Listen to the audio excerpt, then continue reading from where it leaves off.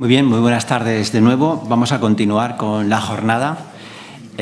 Ahora Alba Nuedo nos va a hablar de la convivencia con los brigadistas internacionales. Ese es el título de Convivir en Albacete. Me gusta. Pues adelante, Alba. Bueno, pues hola otra vez. Me voy a acercar más al micro porque ya me lo han dicho. Entonces, lo siento mucho. Si veis que... Porque yo hablo muy bajito. Entonces, si veis qué tal, me hacéis así con la mano porque yo no me entero, ¿vale? Bueno, pues... Hola de nuevo. Perdonad por la chapa terrible que os estoy dando esta tarde. Yo entendería que os aburriseis de escucharme. Pero bueno, pues... Gracias otra vez por estar aquí. Y hoy... Vamos a hablar en este escenario privilegiado y con este foro que son todos ustedes, que también es privilegiado, de las brigadas internacionales, pero no desde el punto de vista tradicional, no desde el punto de vista militar, no desde el punto de vista estratégico, no desde el punto de vista político, sino desde el punto de vista del encuentro. De un encuentro que fue inesperado, de un encuentro que se dio en calles por donde transitaban personas que jamás esperaron conocerse y que la apertura del mundo en dos, como quien dice, el inicio y el estallido de la guerra civil les hizo que durante los 2 años que pasaron los brigadistas en Albacete pues compartiesen las calles, compartiesen las esperanzas, los miedos y también algunos que otros conflictos. Como ya saben ustedes, porque ya se ha hablado muy y mucho estos días aquí, pues entre 1936 y 1938 vinieron en torno a unos 33.000 brigadistas, algo menos, de más de 50 nacionalidades diferentes, que eran obreros, maestros, poetas, políticos, algunos líderes locales y regionales, que intentaban venir a España no tanto por luchar por la democracia ni por la libertad, sino por hacer frente a la sombra del fascismo que se estaba expandiendo como una plaga por Europa. También hubo mercenarios, como bien ha demostrado el profesor Francisco Alía, hombres de guerra contratados a sueldo que vinieron a luchar por la causa republicana. Pero más allá de la batalla de Guadalajara, del Ebro, del Jarama, hubo una historia que quizás ha quedado más silenciada y que, bueno, pues enraiza un poco con lo que os vengo contando esta tarde, que aunque es menos épica, sin duda es mucho más humana, y es la historia de la convivencia. Esta historia, sin duda, fue rica, fue generosa y fue muchas veces difícil y conflictiva. Fue un cruce de culturas que no solo tenemos que entender como un cruce de lenguas de esa Babel de la Mancha que tanto hemos dicho, sino también un cruce de comportamientos, un cruce de realidades completamente diferentes. Imaginad para un albaceteño común ver a las mujeres vestidas de soldado, a las brigadas mixtas racialmente de los americanos y cómo, o sea, probablemente un señor de Mahora no había visto una persona negra en su vida. Y solo eso también fue un choque que también tenemos que tener en cuenta. También fue un momento de cruce porque, como voy a intentar ir desentrañando un poco, muchos de los brigadistas no entendían el conflicto español, no entendían la idiosincrasia de la sociedad española, no entendían los conflictos políticos que movían el agitado inicio del siglo XX en nuestro país y tampoco entendían muy bien. Me he acercado tanto a esto que ahora está mal. ¿Así me oís bien? Más o menos, vale. Tampoco entendían muy bien qué era lo que estaba pasando en España. Entendían que el fascismo estaba en España, pero no entendían lo conflictivo del propio bando republicano, los bandos dentro de los bandos, ni siquiera muy bien lo que era el Frente Popular, menos los que eran franceses. Y al final, lo que encontramos aquí es un experimento humano, único, nacido de la solidaridad y marcado también por la desconfianza. Les voy a poner aquí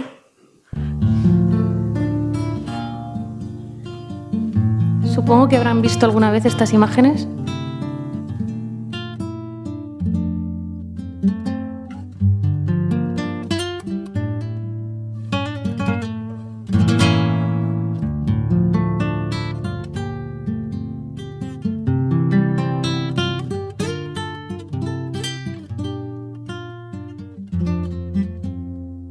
hombres libres de todo el mundo. Fueron calurosamente acogidos y dirigieron palabras de admiración y de aliento a los combatientes.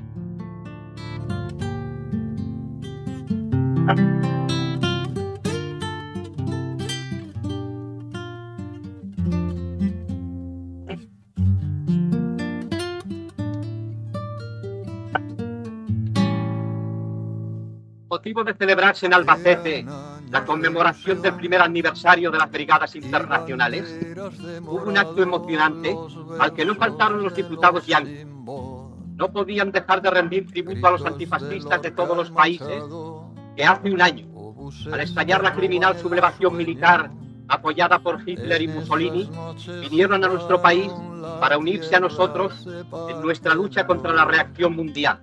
Y el mundo mira a otro lado. Guernica llora, sangra el corazón.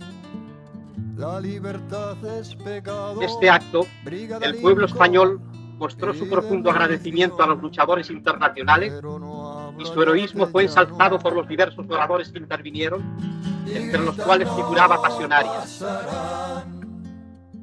Con acento americano. Bueno, las imágenes están en la Filmoteca Española, forman parte de los film populares que grababa la propaganda de la República, y lo que relataba era la llegada de autoridades americanas por el primer aniversario de la llegada de los brigadistas internacionales, que el año que viene son los 90 años, que tuvieron una especial presencia en Albacete. Las imágenes de Albacete en guerra son, a mi modo de ver, espectaculares y encuadran muy bien lo que yo os vengo a contar aquí.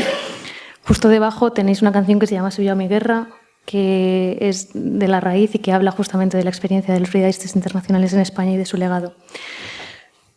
No voy a entretener en intentar hablar de cómo se formaron las brigadas internacionales y por qué se eligió Albacete, porque ya lo hizo el profesor Alía hace 2 días.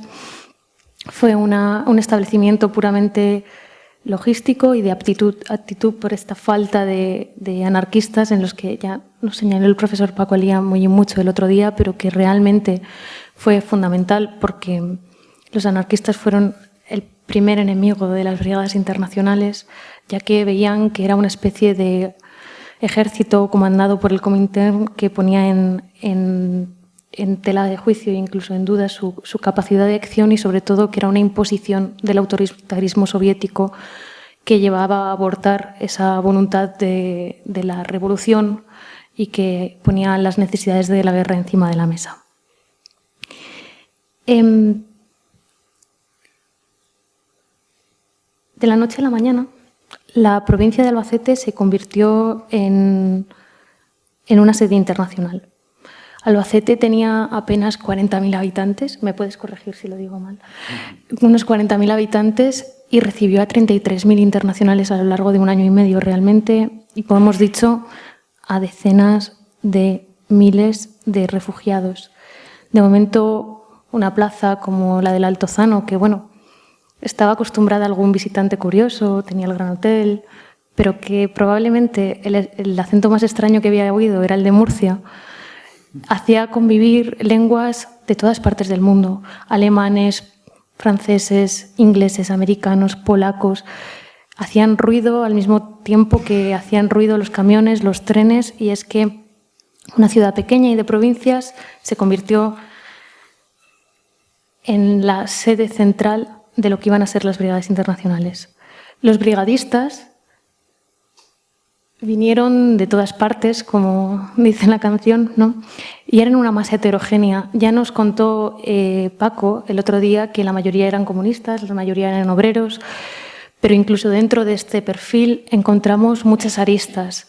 Yo os he traído aquí unas memorias de un líder comunista checo que decía, me van a permitir que lo lea, que decía: antes de partir a España ya tenía dudas sobre la línea que el partido seguía desde Moscú. Teniendo en cuenta mi estado, la guerra civil que acababa de estallar en España me ofrecía una salida. Todo lo que era viejo y reaccionario se encontraba en el bando de Franco. Todo lo que era portador de sueños y de libertad apoyaba a la República. Buscar acallar el grito de mis dudas en los campos de batalla. porque estaba convencido de que la guerra civil no se limitaría a la península ibérica. Y quién sabe, quizá la República Española sería quizá el inicio de una ola revolucionaria que podría invadir Europa e influir incluso en la revolución de la URSS. ¿Qué quiere decirnos esto? Pues que también a las brigadas internacionales se alistaron muchas personas vinculadas y militantes en el Partido Comunista que tenían enfrentamientos con la cúpula del Comintern. Al igual que pasó con la División Azul, que esto está bastante estudiado, personas que estaban en la sospecha de la oposición se vincularon masivamente a este tipo de iniciativas relativamente voluntarias, relativamente forzadas, primero para demostrar su lealtad al partido y después también porque de verdad soñaban con una alternativa diferente a la línea stalinista que estaba siguiendo el Comintern.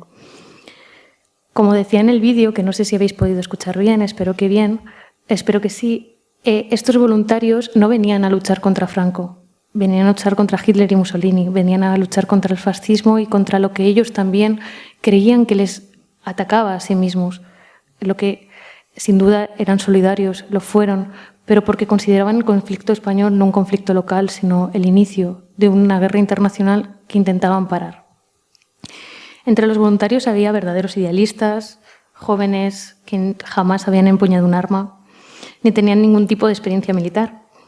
Y los americanos eran el grupo más claro de todo esto. Parece que los americanos siempre como son así tan expresivos. Bueno, pues este camarada checo del que os hablo habla de estos camaradas en las estaciones de tren de París, que ya nos contó el otro día Paco que servían para venir, y decía, lo podéis leer, creo que se ve bien más o menos, pero decía, iban a hacer la revolución como auténticos turistas, muy bien equipados, con los bolsillos llenos de cigarrillos y bombones.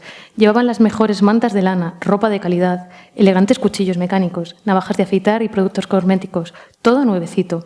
Algunos poseían prismáticos y máquinas de fotografiar. Aquellos chicos, tremendamente simpáticos y entusiastas, eran unos puñeteros idealistas. No parecía que se preparaban para participar en combates sangrientos, sino que iban de excursión. Y es que en parte fue así. Muchos de los internacionales no habían empuñado un arma durante la Primera Guerra Mundial ni habían estado jamás cerca de un campo de batalla. Cuando llegaron aquí, recibieron una instrucción que fue, como no hay ningún director de las brigadas internacionales aquí, lo voy a decir, fue mala. Una malísima instrucción, dada rápido, sin medios y sin ningún tipo de formación ni experiencia, se lanzaron, además como fuerzas de choque en primera línea, y esto lo primero que les hizo perder fue la moral y después seguidamente a la mayoría de ellos la vida. Eran jóvenes que vinieron sin saber a lo que se enfrentaban y que fueron lanzados a la guerra directamente. Pero lo que sí sabemos es que por lo menos a su llegada los brigadistas internacionales fueron acogidos como auténticos héroes. Había otro comandante que decía, hacia las 7:30 nos pusimos en filas, estaban en Valencia para coger el tren para venir a Albacete, a lo largo de la calzada y nos encaminamos hacia la estación. Desfilábamos en medio de la calle, una multitud densa se congregó a ambos lados, las mujeres nos cubrían de flores, los hombres nos tiraban cigarrillos y bombones. La policía cortó la circulación. En todas las ventanas ondeaban pañuelos, nos lanzaban besos y a los gritos de «Vivan las brigadas internacionales» nosotros contestábamos «Viva el pueblo español». La mayoría de los internacionales describían que se sentían en la cima del mundo al llegar. Y es que así eran recibidos. Aquí en Albacete eran recibidos pues, con la banda municipal, con flores, y es como llegaban a la Plaza de Toros. Primer problema, pues que cuando llegan las brigadas internacionales a Albacete, la ciudad no está preparada para esa oleada de gente. Imaginad, por un momento. Nadie estaba preparado para lo que se venía. En pocas semanas vinieron miles de voluntarios a los que se unían los refugiados y toda la estructura administrativa de las brigadas internacionales y del propio ejército español.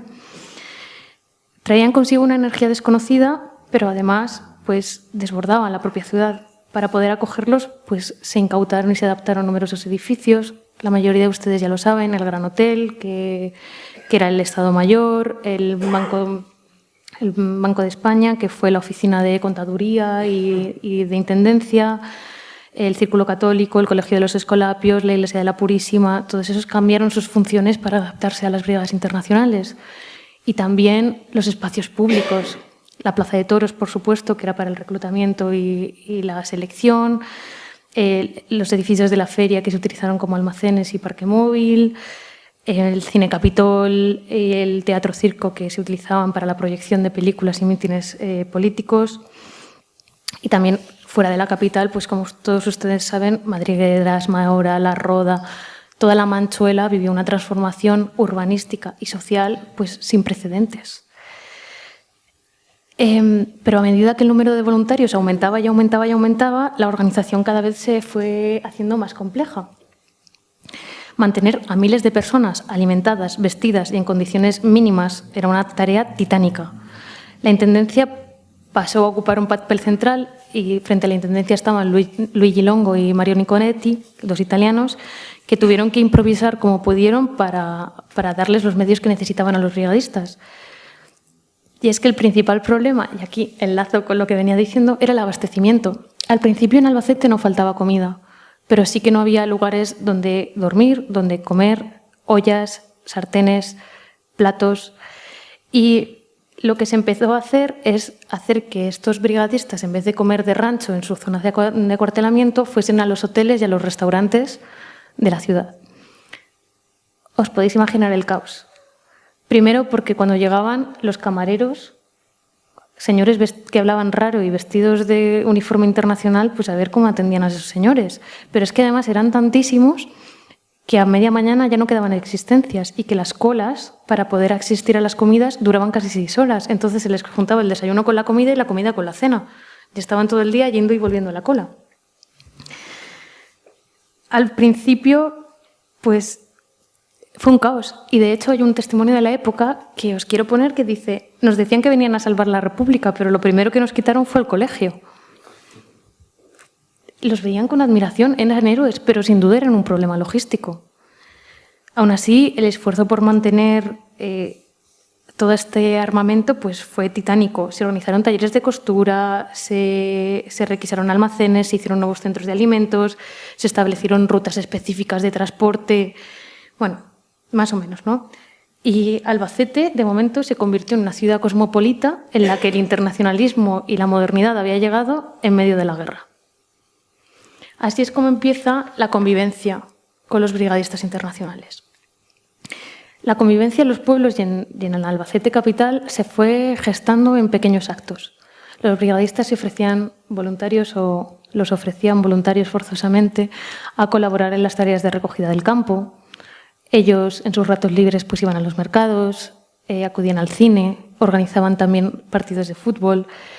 Muchos de ellos, pues, tenían que ser acogidos en los propios hogares de la población civil.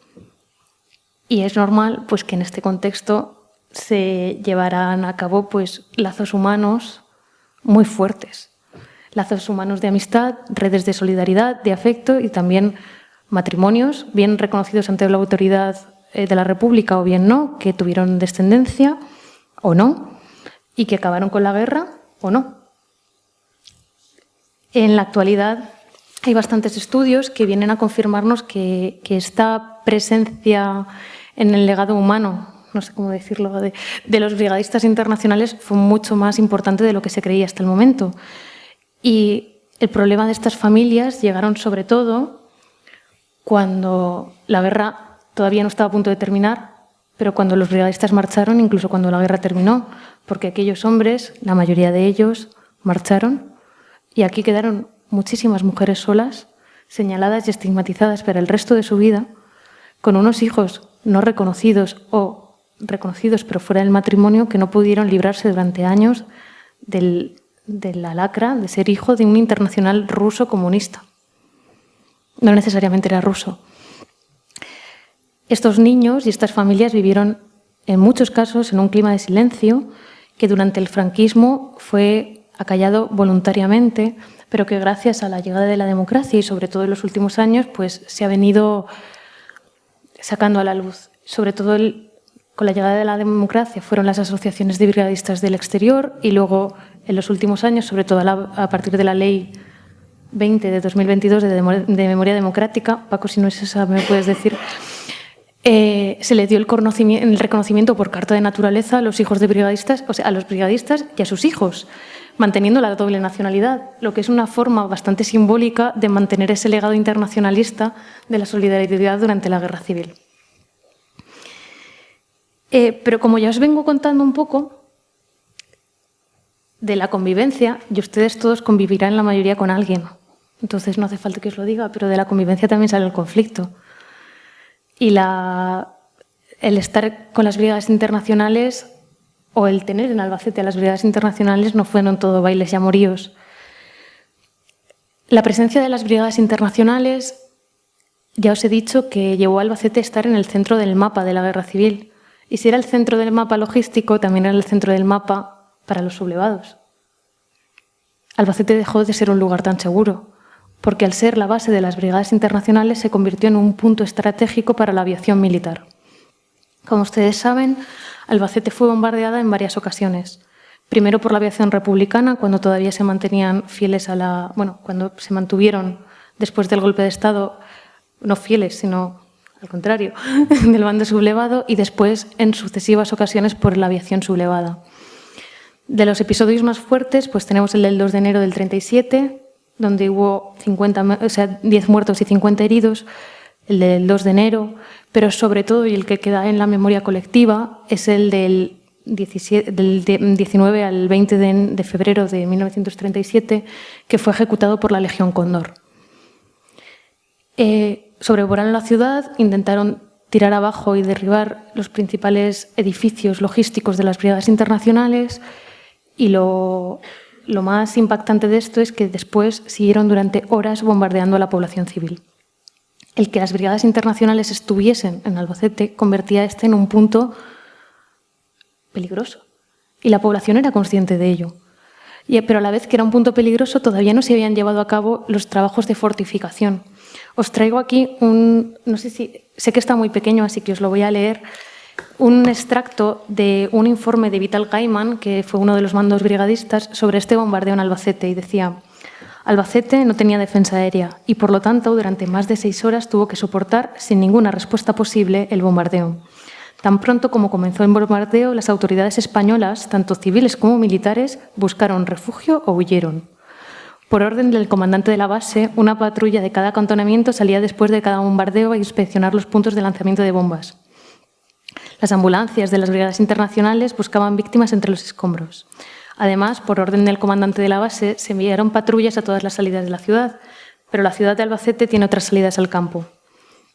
Lo que el comandante de la base había planeado sucedió. Una multitud de hombres y mujeres que huían a través de los campos eran perfectamente visibles bajo la luna y fueron atacados. Las bombas y las balas de ametralladoras lanzadas por los aviones fascistas causaron víctimas en los campos, incluso más de los que murieron debajo de los escombros de las casas demolidas. Continúa, pero no hace falta. Tras esto, la población de Albacete fue consciente de que esta presencia de internacionales quizá no era tan inocua como al principio podría parecer. De hecho, se empezaron a movilizar caravanas de mujeres y de niños que se desplazaron a las poblaciones cercanas de la provincia que no tenían brigadistas internacionales, o incluso que se desplazaron hacia Alicante porque creían que un gran bombardeo de Albacete era inminente. Al final sentían que Albacete era una zona de guerra y que eran los brigadistas internacionales quienes lo habían promovido. La foto que tenéis en la pantalla, que es preciosa, tristemente no es de Albacete, o afortunadamente, no sé cómo decirle, es de Castellón, pero la quería poner, con vuestro permiso, para ilustrar cómo se vio. A partir de los bombardeos de febrero del 37, la población albaceteña estaba completamente atemorizada. Y junto a las iniciativas propias del Gobierno de la República, se empezaron a forzar la construcción de refugios. Ustedes conocen el refugio del Altozano, ¿verdad? Todos ustedes, visitable o no, depende del día que lo pilles. Pero es que Albacete se convirtió en un auténtico lugar de refugios. Aquí, en exclusiva, como diría Paco Alía, y por Paco Alía, que me ha animado a enseñároslo, he estado trabajando en este mapa en el que están todas las cuevas, refugios, sótanos y, en verde, los refugios públicos de la ciudad de Albacete. no sé si se puede ver más o menos bien, con sus calles, todo ello, la ciudad de Albacete se convirtió en un refugio gigante, porque existía un verdadero pánico por los bombardeos aéreos. Todos los que tenían sótano instalaron allí un refugio como pudieron.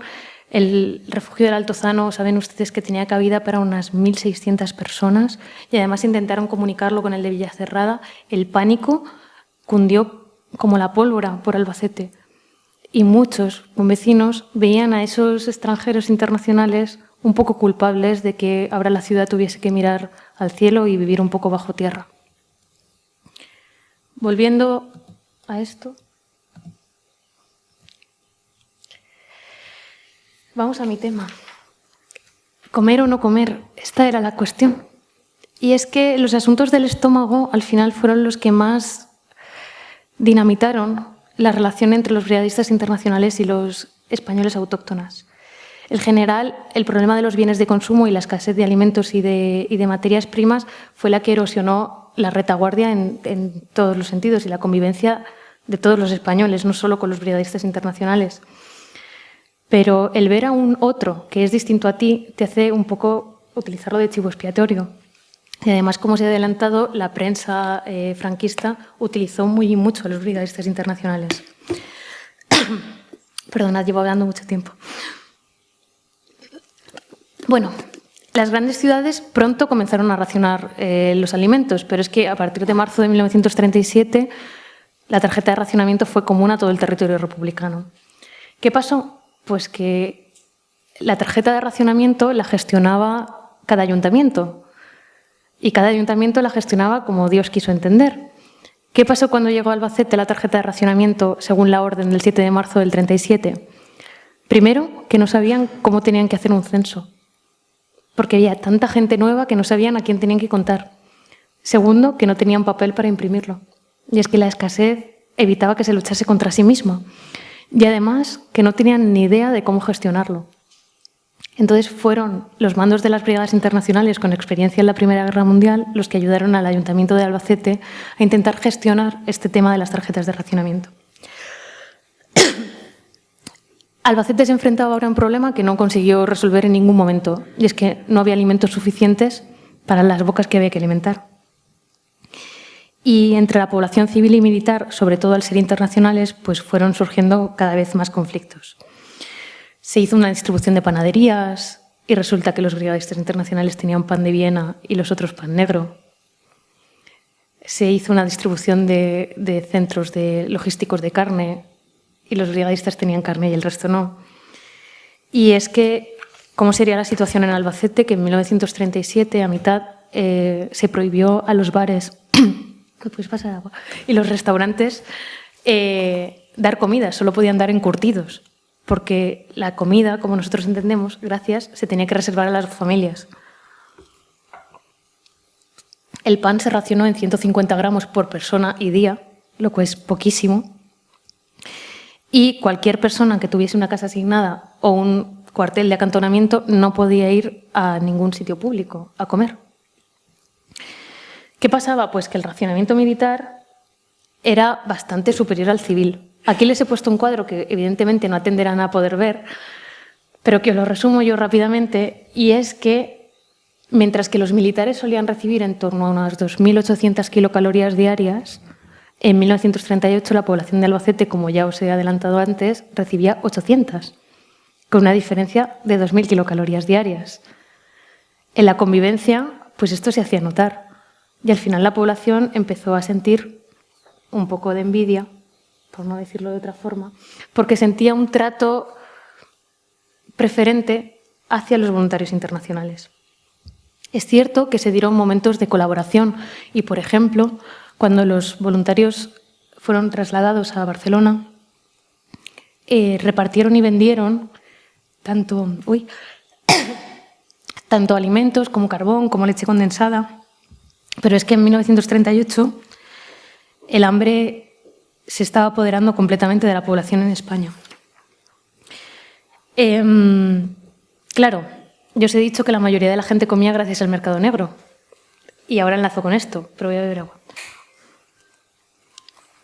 Yo ahora te voy a interrumpir dime. un momento, porque creo que hay una serie de vivencias casi personales, porque yo nací en la calle Marzo. Sí. En la calle Marzo, el barrio Carretas, que muchos de ustedes conocerán, pues era completamente un laberinto de comunicaciones.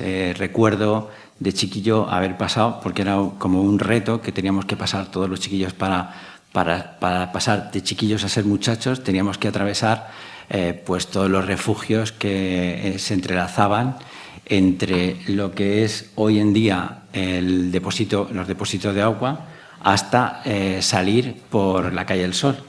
Y entrabas, pero vamos, era una cosa cotidiana, entrar por la calle del Sol y llegar a la calle Santa Quiteria, ¿no? Donde estaban las bodegas de Perico Soria, a las cuales también podías acceder porque allí había restos de vino.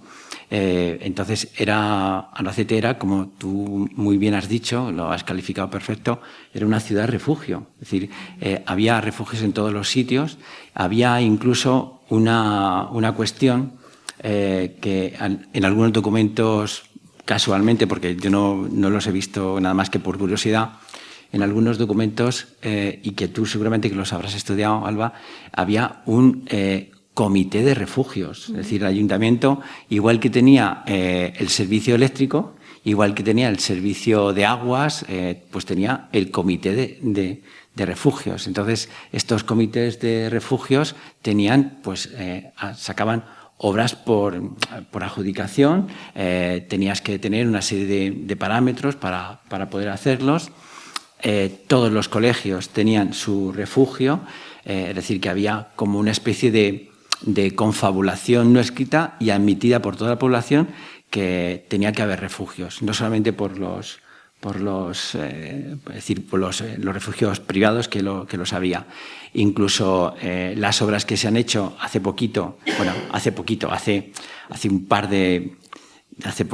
hace 15 o 20 años, pero bueno, cuando se hicieron lo que es el aparcamiento de la catedral, es decir, todavía quedaban entradas a lo que eran los refugios, y cuando se hicieron las casas que hay entre la calle del Sol y la calle del Júcar, pues ahí todavía se observaban perfectamente horadados en varias cotas, y quien conozca el barrio Carretas, en varias cotas hacia abajo estaba horadado y se podía pasar.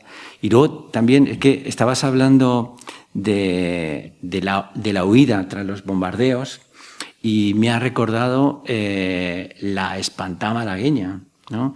Es decir, bueno, la espantá en otros términos, bueno, porque allí en la espantá malagueña no eran aviones, eran barcos, lo que disparaban a la población que huía, y además la población civil de retaguardia, es decir, que no eran soldados ni nada de esto, y en el caso de Albacete, 3/4 de lo mismo. Es decir, que podemos establecer un parangón entre una cosa y otra. Perdona que te he interrumpido. Me has dado un respiro. Gracias. Bueno, gracias, Antonio, por esto y por traernos a tierra un poco lo que veníamos contando. Y yo me había quedado diciendo que la gente comía gracias al mercado negro. Y los mercados negros, ¿se me oye? Los mercados negros, gracias, actuaban primero como una cosa muy de familias, de vecindades, de conocidos, y en esto los brigadistas estaban excluidos. Pero es que los brigadistas eran una competencia poco limpia, porque eran mucho más ricos que el resto. Y os sorprenderá, pero no tanto. Los brigadistas, la mayoría, eran solteros. La peseta española no tenía ningún valor en el mercado internacional. ¿Para qué iban a guardar el dinero? Ellos no pagaban alojamiento, no pagaban comida, porque recibían el rancho, y con sus sueldos pues solo les quedaba sus vicios y el mercado negro. ¿Y dónde sabemos o cómo sabemos que ellos llegaban a obtener productos que para la mayoría eran imposibles? Pues en sus cartas, porque hay un sistema de censura de las brigadas internacionales, y en ella los brigadistas dicen que el café y el té en España que es malo, que los licores no están muy buenos y que no tienen buenas galletas. Claro, si estamos hablando de que hay gente que pasó 4 años, 3 años, o bueno, luego muchos más, sin comer carne, pues la calidad de las galletas no es lo que más te preocupaba. Y esta diferencia entre unos y otros al final acabó llevando a roces y conflictos directos entre la población. De hecho, tengo un caso que decían, eran valientes, sí, pero no entendían que aquí la guerra se vivía también en los campos y en las colas de pan. Y es que os acordáis de cuando os he dicho que cuando se marcharon, repartieron y vendieron lo que tenían y que esto era un acto de colaboración.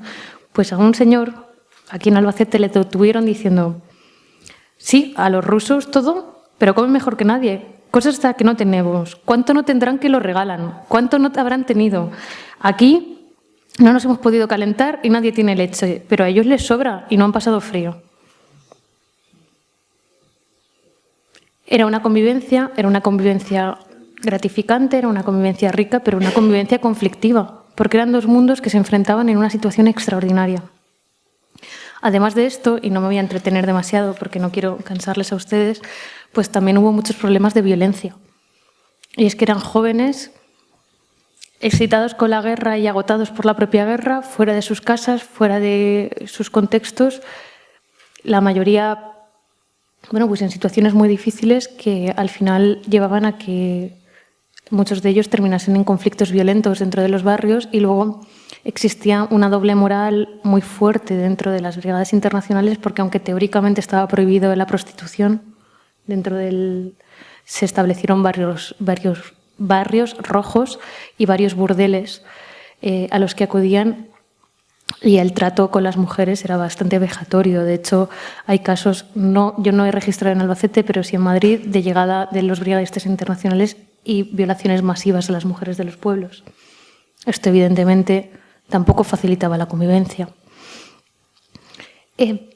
Esto no va ni espero de ningún modo limar el valor de las brigadas internacionales, sino también comprender a estos hombres y algunas mujeres pues como personas que vivían una situación extraordinaria y que, como todos, tuvieron sus luces y sus sombras en un contexto extremadamente complejo. Y la convivencia con ellos pues también fue extremadamente compleja. Una doble cara de la guerra entre la organización y el desorden, entre la fraternidad y el abuso, que formó parte de la realidad de Albacete entre 1936 y 1938, en una ciudad que al final era el reflejo del propio mundo, ¿no? Pues con sus esperanzas y con sus contradicciones, con sus luces y con sus sombras. Cuando se marcharon los brigadistas, quedó pena por estos lazos que se habían formado, pero también quedó sobre todo una sensación de abandono. Porque ver marchar a los brigadistas le daba a la gente la seguridad de que ya poco se podía esperar. Y una mujer, María Simarro, que fue tramitada judicialmente, dijo, se han llevado los internacionales, ¿por qué? Pues porque no queda de nada más que hambre y aguantar. No hay de nada, no ganamos nada y aquí lo mejor que se puede hacer es huir y así han huido. Se sentían abandonados por las personas que veían en ellos la esperanza y habían quedado pues dentro de la propia dinámica de la guerra. ¿A qué quiero llegar con esto? Pues primero que las convivencias, como todas, son conflictivas y que la memoria de las brigadas internacionales no puede entorpecer tampoco la labor académica. Si bien las brigadas internacionales fueron condenadas y acalladas durante el franquismo, utilizadas como propaganda en contra de la República, después han sido reconocidas, han sido homenajeadas y ahora estamos en un momento en el que ya no estamos ni en los relatos de los mitos ni tampoco en la recreación romántica, sino en entender a estas personas, como comunidades complejas que se integraron o no en comunidades complejas y que es dentro de esta conflictividad y esta colaboración donde nosotros nos encontramos su legado humano y el que tenemos que valorizar de forma histórica. Y ya está, muchísimas gracias.